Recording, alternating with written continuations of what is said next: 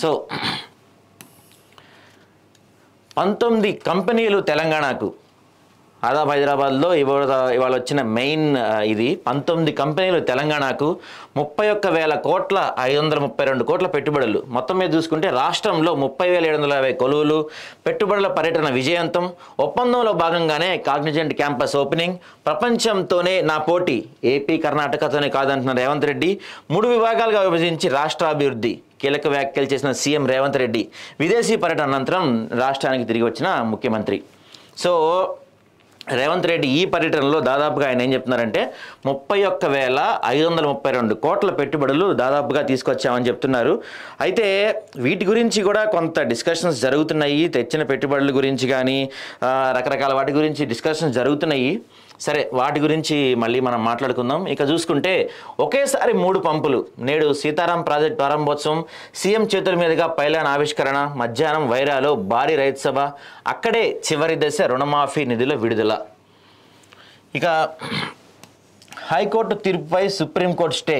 కోదండరాం, అమీర్ ఖాన్లను ఎమ్మెల్సీలుగా గవర్నర్కు సిఫార్సు. సుప్రీంకోర్టును ఆశ్రయించిన బీఆర్ఎస్ నేతలు దాసోజు, కుర్రా. గవర్నర్ ప్రభుత్వ నియామకాలను కోర్టులు అడ్డుకోలేవన్న ధర్మాసనం. ఇంకో ఆర్టికల్ చూస్తే దేశవ్యాప్తంగా 1,037 మందికి మెడల్స్ ఇవాళ ప్రజెంట్ చేయబోతున్నారు. గ్యాలంటరీ అవార్డులు ప్రకటించిన కేంద్ర హోంశాఖ. Police, fire, home guard, civil defence service medals. Telangana head కానిస్టేబుల్కు రాష్ట్రపతి గ్యాలంటరీ అవార్డు. సాహసోపేతంగా నేరస్తులను పట్టుకున్న యాదయ్యకు గుర్తింపు. గ్యాలంటరీలో 213 మెడల్స్, పిఎంజీలో 1 మెడల్. 94 మందికి పిఎస్ఎం మెడల్స్, 729 మందికి ఎంఎస్ఎం మెడల్స్. ఎంఎస్ఎం విభాగంలో ఏపీకి 19, తెలంగాణకు 11 అవార్డులు. అయితే తెలంగాణ రాష్ట్రపతి గ్యాలంటరీ అవార్డుల్లో చూసుకుంటే మనం ఒక హెడ్ కానిస్టేబుల్కి ఈసారి అవార్డు వచ్చింది తెలంగాణలో. ఇక ప్రతిసారి ఈ వార్త అయితే మనం ప్రతి స్వతంత్ర దినోత్సవానికి, ప్రతి రిపబ్లిక్ డేకి చూస్తున్న వార్త ఇది. ఢిల్లీలో హై అలర్ట్. ఆత్మాహుతి దాడి జరగవచ్చని నిఘా వర్గాల హెచ్చరిక.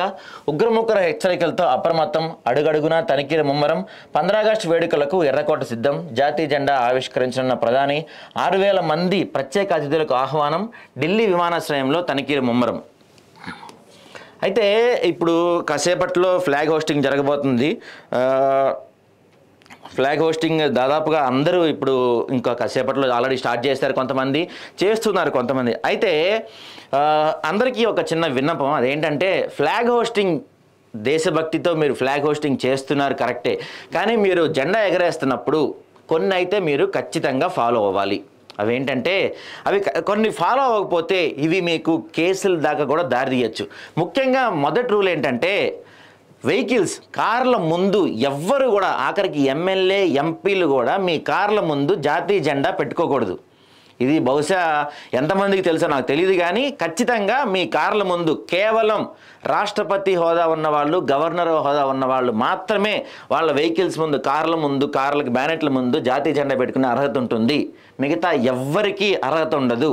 ఎమ్మెల్యే అయినా ఎంపీ అయినా సరే మీ కార్ల ముందు జాతీయ జెండా పెట్టుకునే అర్హత మీకు ఉండదు. ఇది ఖచ్చితంగా పనిషబుల్ అఫెన్స్. జాగ్రత్తగా చూసుకోండి. ఇది ఖచ్చితంగా అందరూ ఎమ్మెల్యేలు, ఎంపీలు, ప్రజాప్రతినిధులు ఎవరైనా సరే ఇది ఫాలో అవ్వండి. మీకు దేశభక్తి ఉంటే ఉండొచ్చు, కానీ మీ కార్ల ముందు మాత్రం జాతీయ జెండా ఎట్టి పరిస్థితుల్లో పెట్టుకోకూడదు. దీంతోపాటు మీకు అందరూ జెండా ఎగరే సందర్భంగా అందరూ గుర్తు చేసుకోవాల్సింది ఏంటంటే, మీరు జెండా ఎగరేస్తున్నప్పుడు అక్కడ ఇతర పార్టీల జెండాలు కానీ ఇంకేమన్నా జెండాలున్నా వాటన్నిటికన్నా ఎత్తులో మన జాతీయ జెండా ఉండాలి.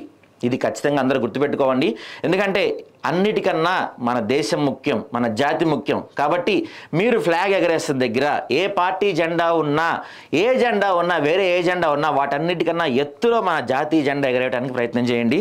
ఇక ఆ తర్వాత ప్రతి సంవత్సరం అందరూ చేసే మెయిన్ మిస్టేక్ ఏంటంటే రంగుల క్రమం కరెక్ట్గా చూసుకోండి. పైన కాషాయం రంగు ఉండాలి, మధ్యలో వైట్ రంగు ఉండాలి, కింద గ్రీన్ కలర్ ఉండాలి.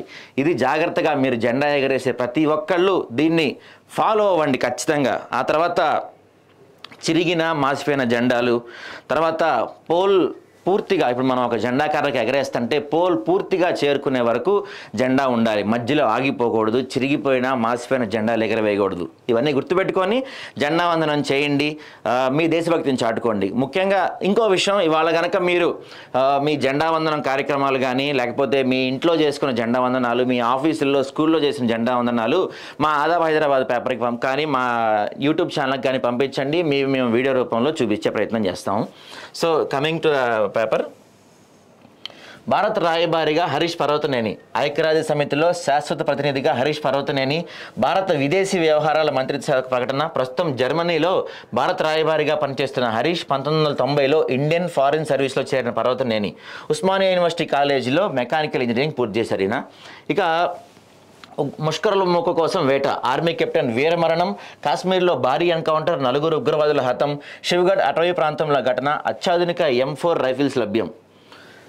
సీతక్క ఇక్కడ కొన్ని కామెంట్స్ చేశారు. కోల్కత్తాలో జరిగిన ఘటన మనందరికీ తెలిసిందే. కోల్కత్తాలో ఘటన సమాజానికి తలవంపు, మహిళల పట్ల ప్రతి ఒక్కరిలోనూ గౌరవం పెరగాలి, పని ప్రదేశాల్లో వారికి రక్షణ చర్యలు తీసుకుంటాం, వైద్యుల ఆందోళనకు మద్దతు తెలిపిన సీతక్క.